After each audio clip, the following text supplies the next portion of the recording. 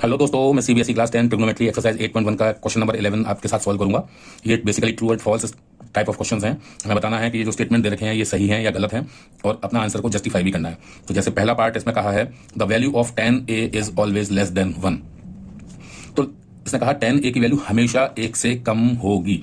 ठीक है, तो आप अगर एक बनाते हैं ट्राइंगल जिसमें 90 डिग्री का बेस पे है ये, और ये एंगल ए है आपका। तो आपको पता है एक basic magical formula P B P upon H H B. तो 10 होता है लास्ट रेशियो होता है ट्रिग्नोमेट्रिक रेशियो, तो यानी परपेंडिकुलर अपॉन बेस, वो 10a होता है। परपेंडिकुलर आपका ये है, बेस आपका ये है। तो अगर मैं ये कहूं ये ए बी सी है, अगर ये side B C A B से बड़ी है तो ऐसी स्थिति में 10a जो होगा वो क्या होगा, B C upon A B होगा। अब अगर ये BC की वैल्यू मान लीजिए बड़ी है AB से, तो हम जब AB से डिवाइड करेंगे BC को तो हमारा आंसर मोर देन 1 आएगा कि नहीं आएगा। मान लीजिए BC आपका 5 है, ठीक है, और ये आपका 4 है।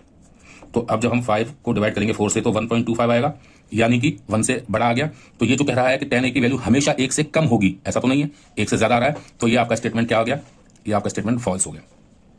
आपको समझ में आ गया।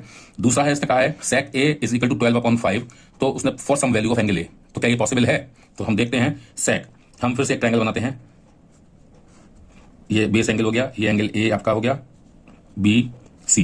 अब आपको sec यानी साइन कॉस, कॉस का उल्टा sec, सेकंड रेशियो होता है hypotenuse upon base. Hypotenuse sec a, यानी अगर ये sec a की वैल्यू है तो ये आपका हाइपोटेनियस होगा और ये आपका बेस होगा। तो हाइपोटेनियस आपका 12 है, बेस आपका 5 है।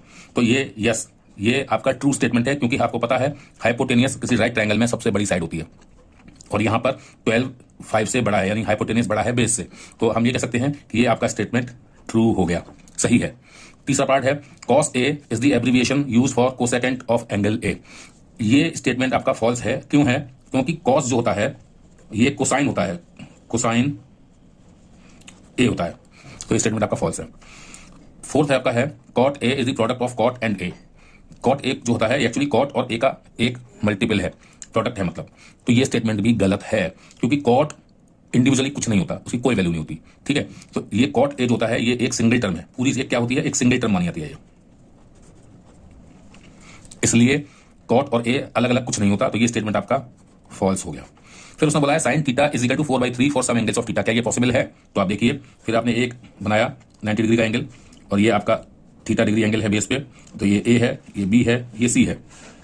अब आप देखिए साइन, साइन क्या होता है, परपेंडिकुलर अपॉन हाइपोटेनियस। तो ये आपका परपेंडिकुलर है, ये आपका हाइपोटेनियस है। तो परपेंडिकुलर आपका दे रखा है 4, हाइपोटेनियस आपका दे रखा है 3। लेकिन हम जो पता है हमें वो ये है कि हाइपोटेनियस सबसे बड़ी साइड होती है, जबकि यहाँ उल्टा हो रहा है, हाइपोटेनियस आपका परपेंडिकुलर से छोटा है, तो जो कि इनकरेक्ट है। तो इसका मतलब ये स्टेटमेंट भी आपका फॉल्स है।